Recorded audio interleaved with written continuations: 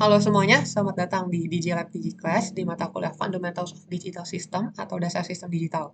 Di modul kelima ini kita akan belajar tentang decoder dan juga encoder. Apa sih sebenarnya decoder dan encoder itu? Bisa dibilang mereka berdua ini adalah functional block, yang artinya mereka tuh akan menerima suatu input, lalu akan mengeluarkan output nih, tergantung fungsinya masing-masing. Jadi outputnya ini bisa apa saja, bisa kita atur, bisa kita desain sesuka hati kita. Contohnya, di encoder itu ada decimal to BCD encoder. Berarti ini adalah suatu encoder nih yang fungsinya menerima input desimal terus bisa diubah menjadi kode BCD yang dalam binary 4 bit gitu. Terus ada juga octal to binary encoder.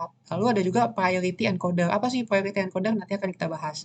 Dan lain-lain. Ini tidak terbatas karena kita bisa mendesain sesuka hati kita. Karena sebenarnya encoder dan decoder ini isinya adalah combinational circuits atau rangkaian boolean algebra yang biasa kita buat dari kemarin dengan menggunakan gerbang logika AND atau OR dan NOT kayak gini. Jadi sebenarnya di dalamnya tuh ya kayak gini doang, dimana dia kan bisa mengatur kan inputnya apa dan keluar outputnya nanti sesuai dengan desain kita.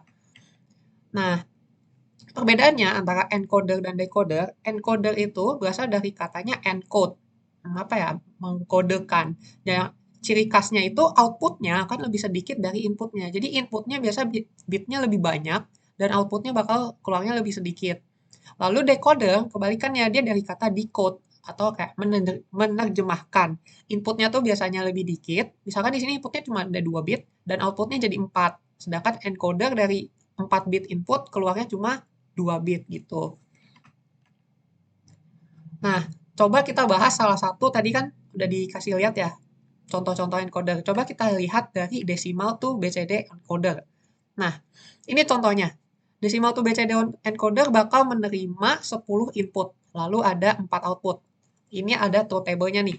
Misalkan, dia kan fungsinya mengubah dari decimal to BCD ya. Misalkan di input kelima, kita kasih nilai 1. Maka outputnya akan jadi 0101, yaitu menerjemahkan kan 5 dalam desimal diubah ke BCD adalah 0101. Sesuai truth table-nya bisa dilihat di sini. Nah, ciri khasnya dari decimal to BCD encoder ini juga inputnya itu yang bernilai 1 cuma bisa 1. Jadi kita pilih salah satu gitu. Misalkan sekarang input 0-nya bernilai 1, maka outputnya bakal 000 karena ditranslate ya. Yang desimal 0 itu sama dengan 0000 di BCD. Terus 9, misalkan 9 di desimal, maka ketika ditranslate bakal jadi 1001 kayak gitu. Itu contohnya cara fungsi encoder yang punya fungsi khusus gitu. Nah, kita kan tadi punya truth table-nya nih ya. Truth table dari decimal to BCD encoder. Sebenarnya karakteristiknya itu ketika inputnya di I0, dia akan outputnya 000 gitu kan. I1, 001, 010, dan seterusnya. Coba kita identifikasi gimana cara dapat rangkaiannya, cara kita membuat, mengimplementasikan decimal to BCD encoder. Kita lihat dari output 0 dulu, kan outputnya ada 4. Dari output 0 yang bernilai 1 itu ketika apa? Ketika input 1 atau ketika input 3, input 5, input 7 atau input 9. Oke, kita dapat.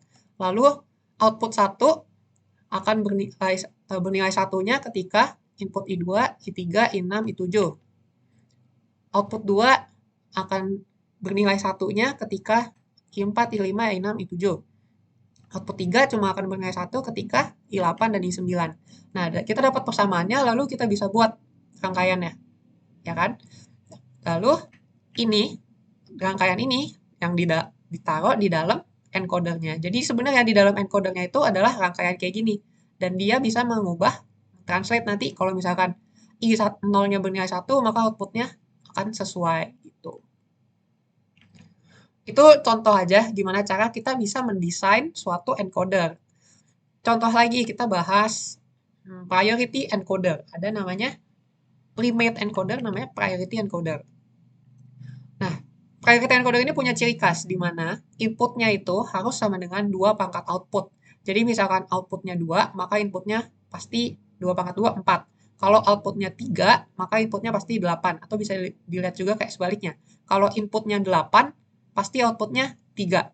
Kalau inputnya 16, pasti outputnya 4. Itu 2 pangkat output ini aja yang perlu diingat. Ini contohnya. Nah, kita bahas dulu yang 4 to 2. 4 input, 2 output. Nah, priority encoder ini sebenarnya sama, mirip kayak decimal to BCD encoder yang tadi, tapi bedanya, kita lihat dulu deh, dia tuh sama, soalnya kalau misalkan dikasih input 1 di I0 nih, dia akan translate jadi 00. Dia cuma valid kalau ada salah satu inputnya benar 1 ya. Kalau 000 dia bakal don't care. Outputnya tidak jelas. Nah, kalau I1 outputnya bakal 01. Dibacanya dari bawah ya. I2 outputnya 10, kalau I3 outputnya 11. Nah, perbedaannya kalian lihat di sini, dia tuh punya don't care di belakangnya. Sebenarnya yang I3 ini adalah highest priority dan I0 ini lowest priority. Maksudnya gimana? Maksudnya, asalkan I3 ini bernilai 1, outputnya itu udah pasti 1-1. Dia nggak melihat input di belakangnya lagi. Jadi mau nilai I2, I1, I0-nya berapapun, outputnya akan selalu 1-1. Jadi output di sini hanya melihat highest priority bit-nya. Contohnya lagi, oh ini, kalau I3-nya, asalkan I3-nya udah nilai 1, belakangnya itu langsung di don't care. Berapapun nilai di belakang ini, outputnya akan tetap 1-1. Kalau misalkan I2, lihat di sini, kalau I2-nya benar 1, dia bakal langsung outputnya 1-0. Dia nggak melihat belakangnya lagi. Jadi mau I0 ini nilainya berapapun, mau I1 ini nilainya berapapun, outputnya akan tetap. Nah, lihat, kalau I1 pun dimatiin, outputnya tetap 1-0. Makanya disebut priority encoder. Jadi dia cuma melihat yang highest priority-nya doang. Gitu. Nah, coba gimana kita bisa mengimplementasikan priority encoder. Bagi dua dulu. Dia kan ada dua output ya. Kita coba mulai dari identifikasi dari output 0 dulu. Dari output 0, kita bisa jabarin nih. Jadi truth table yang lengkapnya. Karena ini kan cuma pakai don't care doang ya di belakangnya. Tapi kalau kita lengkapin, lihat di sini. Kalau 0000 outputnya don't care. Oke, kalau 0001 di sini, kalau I 0-nya benar 1, outputnya langsung 0 di output 0-nya ya.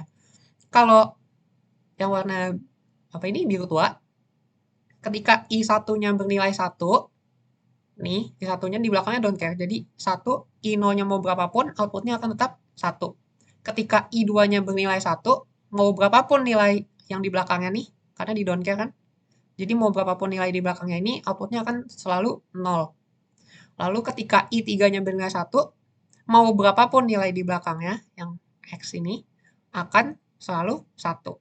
Ya udah, dari truth table yang lengkap ini, bisa kita buat key map, bisa kita dapatin persamaannya, dapat persamaan untuk output 0 adalah kayak gini. Kita simpan dulu. Terus kita lihat identifikasi yang output 1 sekarang. Dari output 1, dapat truth table-nya, sama kayak tadi ya, dapat key map-nya, dapat persamaannya. Sebenarnya ini nggak perlu kalian hafalin banget, cuma buat pemahaman aja. Dari persamaan ini bisa kita buat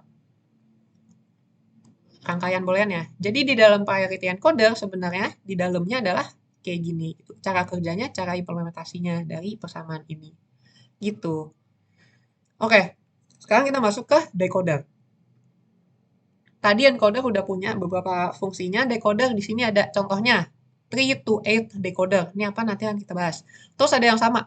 BCD to decimal decoder. Kalau tadi encoder kan dari decimal ya, yang inputnya 10, outputnya BCD 4. Ya udah decoder tuh kebalikannya. BCD inputnya 4 bit, outputnya ada 10 kayak gitu. Simpel aja. Kayaknya aku nggak jelasin lagi. Pretty straightforward. Dia cuma kebalikan dari encoder yang tadi. Nah, terus ada 7 segment decoder. Nanti akan kita bahas. Contohnya 3 to 8 decoder, di mana dia tuh menerima 3 input. Nama 3 to 8-nya ini sebenarnya karena dia menerima 3 input dan mengeluarkan 8 output. Ciri khasnya, ini sebenarnya mirip kayak tadi BCD to decimal. Kalau dia lagi 000 semua, ini dia tuh mengubah ini BCD menjadi desimal. Tapi cuma 3 bit. Jadi 0000 outputnya bakal output 0 yang nyala. Kalau kita nyalain 001, output 1 yang nyala. Kalau 011, 011 itu kan sebenarnya 3 ya teman-teman. 011. Ini dibacanya dari bawah. 011, Itu kan sebenarnya 3, jadi yang nyala 3. Ini tuh tabelnya kalian bisa lihat seterusnya gitu. 110 itu sebenarnya kan 6. Jadi output 6 yang nyala. Kalau kalian mau coba implementasi, mau pakai key map, silahkan. Tapi berarti kalian harus membuat 8 key map gitu. Jadi aku nggak usah contohin di sini ya, tapi kurang lebih cara kerja decoder kayak gitu. Nah, sekarang kita akan masuk ke materi baru nih teman-teman. Namanya adalah 7 segment display. Gambar apa sih 7 segment display? Sebenarnya bentuknya tuh kayak gini. Mungkin kalian pernah lihat. Ini adalah display yang biasa kita pakai untuk menggambarkan angka-angka. Misalnya, dia tuh ada 7. Kenapa namanya 7 segment? Karena ada 1, 2, ada 7 LED kayak gitu. Dan bisa kita nyalain, matiin untuk menampilkan angka. Misalkan 0, 1, 2, 3, 4, 5, 6, 7, 8, 9. Mungkin kalian sering lihat kayak di mana lampu merah atau di lift gitu ya. Nah, cara kerja sebenarnya 7 segment display ini dia tuh punya tadi ya 7 segmen dan punya 7 pin. Di mana masing-masing segmen LED-nya ini ada dikodein A, B, C, D, E, F, G. Yang mana dia bisa nyala atau bisa mati.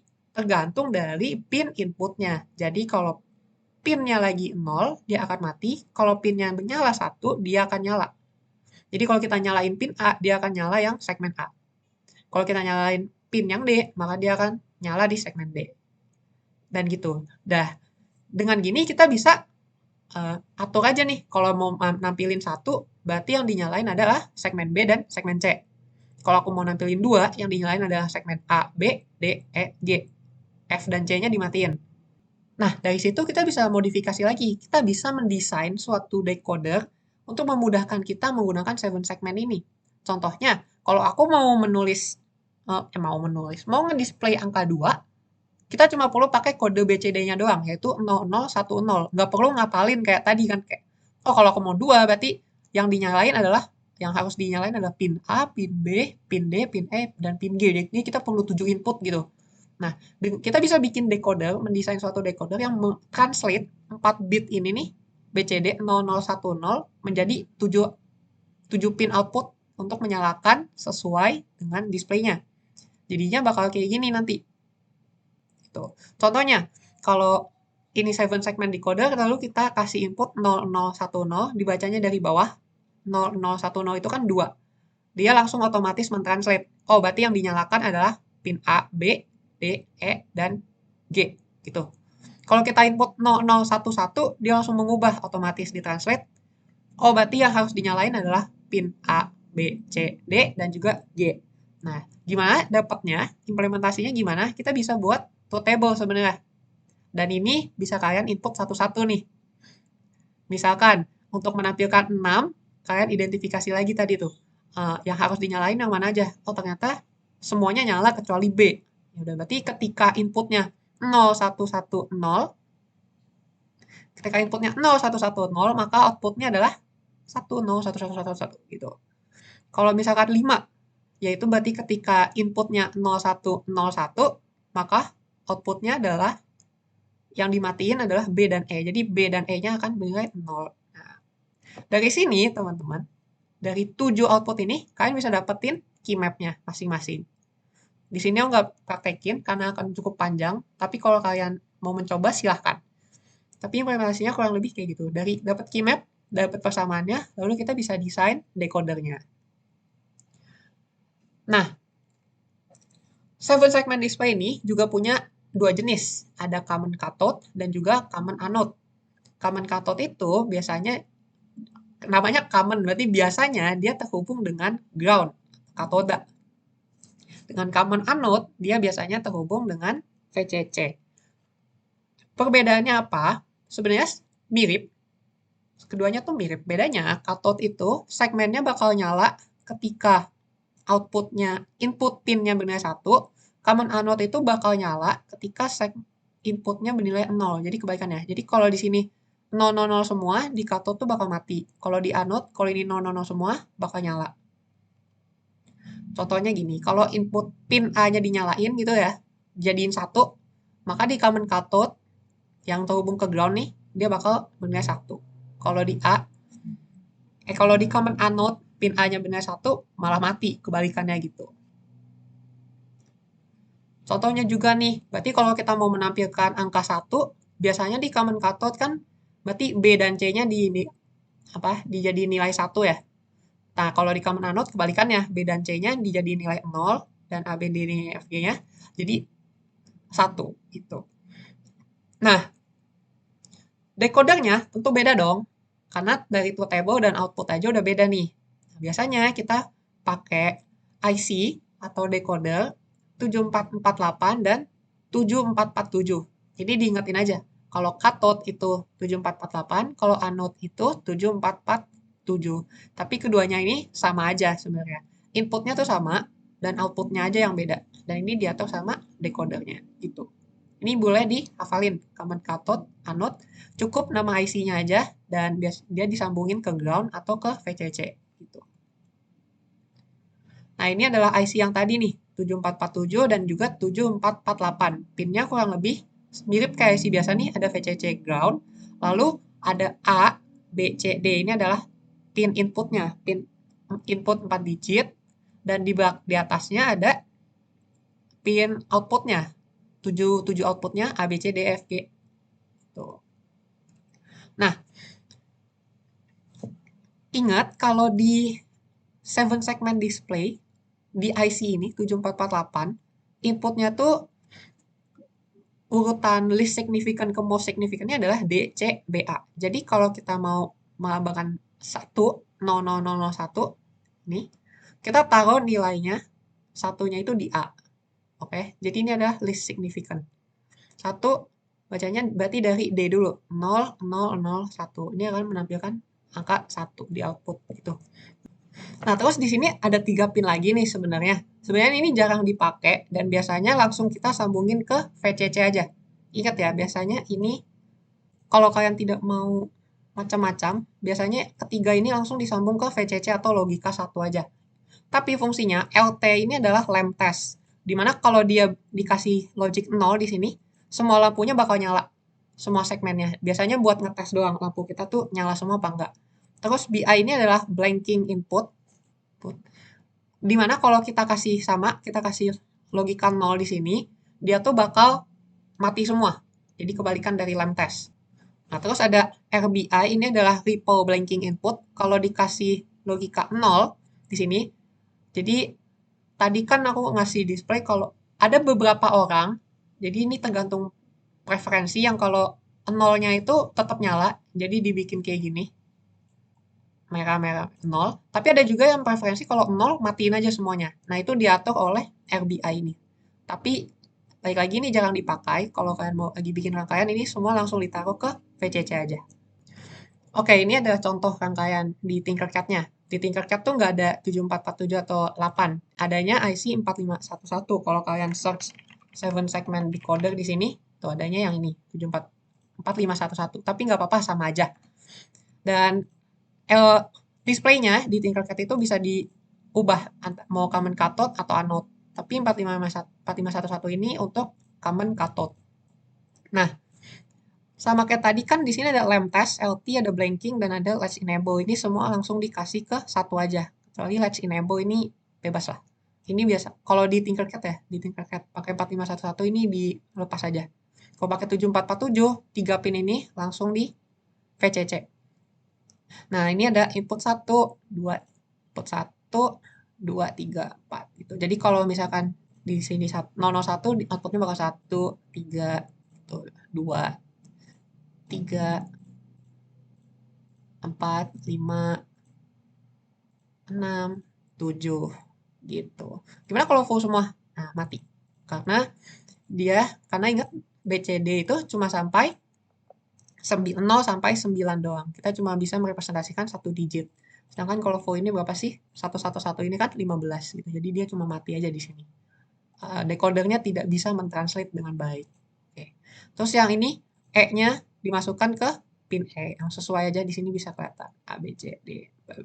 Oke. Kurang lebih segitu aja untuk video pembelajaran kali ini. Kalau kalian masih mau belajar lebih lanjut, bisa buka website kita di learn.digilabdte.com atau hubungi asisten digital kalian melalui Discord atau sosial media lainnya. Terima kasih untuk yang sudah menonton. Jangan lupa untuk subscribe dan like video ini. Semoga bermanfaat. Sampai jumpa di video berikutnya.